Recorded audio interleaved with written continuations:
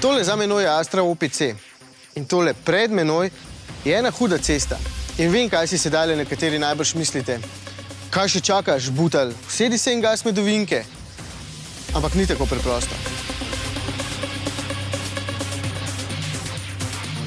Še vedno se ne morem znebiti nadležnega preokusa, ki mi ga je pustila prejšnja Astra OPC, pri kateri se mi je zdelo, da je Oplu uspelo narediti najbolj podkrmiljen avtomobil na svetu.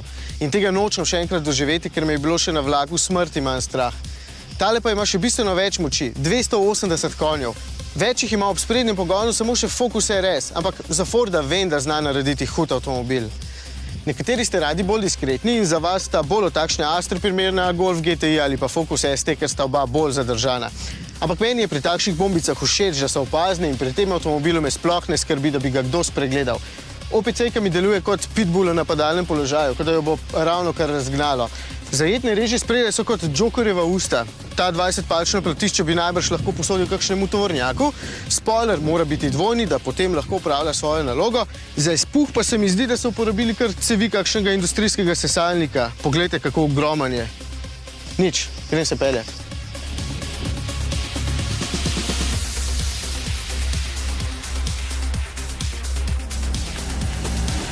Spet pa se mi, kot še preveč pogosto pri takšnih avtomobilih, zdi škoda, da je znotraj OPC-ka skoraj popolnoma enaka kot tista Astra, ki jo morda vozi vaš dedek.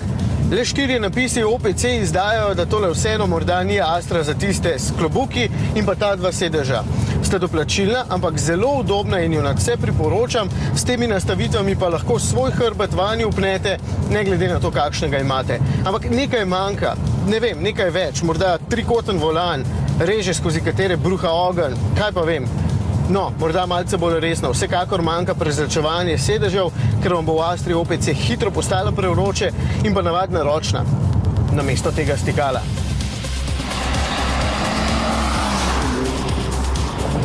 Motor ni tako odziven, kot sem pričakoval. Če ga primerjam z Meganom RS ali pa še bolje s Focusom ST, mi deluje malce bolj zaspan. Vem, kaj bluziš, ta avtomobil ima 280 konjev več od obeh. Ja, in ko se turbina zavrti, potegne kot hudič, ampak je treba po pritisku na plin kar malce počakati, da pride tisti sunek v hrbet. Ko to naredi, pa gre kot hudič. Konkretno zalima na sedež skozi tista 2 izpuha tamle zadaj, pa piha kot razjarjen bik. Se spomnim, ko nam je gledalec pisal, kakšne bedarije trosimo v oddaji, ko smo povedali, da je specifična moč tega avtomobila 140 konjev na liter. Še kako je pri takšnem avtomobilu ta podatek pomemben, ker vam lepo pove, kako navit je motor in kakšen karakter bo imel. V tem primeru najprej mrtev, potem pa divji.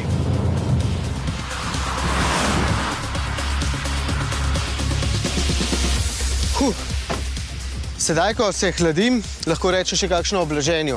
Avtomobil je trd, o tem ni dvoma, na slabih cestah kar fino poskakuje in še malce bolj, če pritisnem na stikalo OPC, ko vse skupaj postane še bolj športno.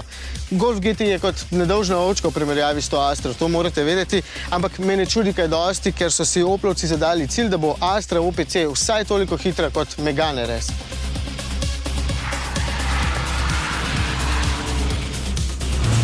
Konkretno gre, ampak bolj se mi zdi pohvalno, da konkretno gre tudi skozi ovinek, kljub temu, da imam sprednje gume že skoraj povsem zlizane.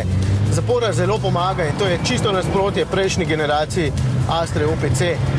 Na volan se še vedno prenese nekaj navora, približno toliko kot pri Focusu ST, če ste ga že peljali, ampak ni prehudo, sploh glede na moč, s katero se morata spopadati sprednji 2 kolesi. Ampak zapora pa res dobro preprečuje podkrmiljenje. Izdelali so jo v podjetju Drexler in prejema postopoma, tako da na kakšnem parkirišču sploh ne moti. Tudi volan je lepo obtežen in precej neposreden.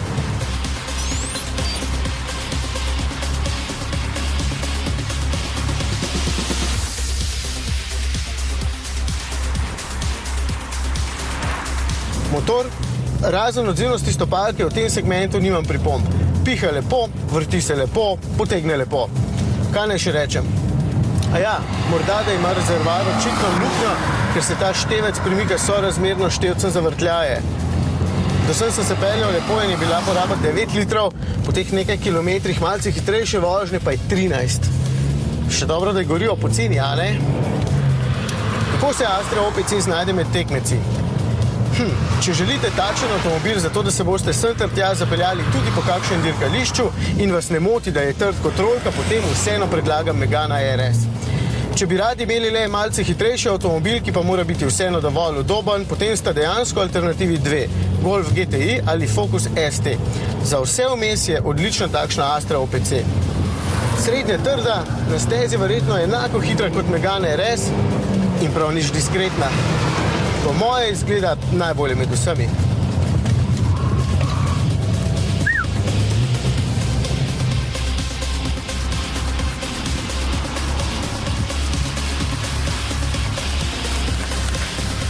Ima pa eno težavo, ceno. Osnovna stane skoraj 32 tisoč evrov, kar je približno 5 tisoč evrov več od Golfa GTI, skoraj 7 tisoč evrov več od Focusa ST in podobno več od Megana RS. Ta z vso dodatno opremo stane 38 tisoč evrov. To pa ni več malo. Dodajte še 7 tisočakov, pa boste dobili BMW-ja M135i, ob katerem se vam bo odprl povsem nov svet. Ampak izgleda pa tale bolje.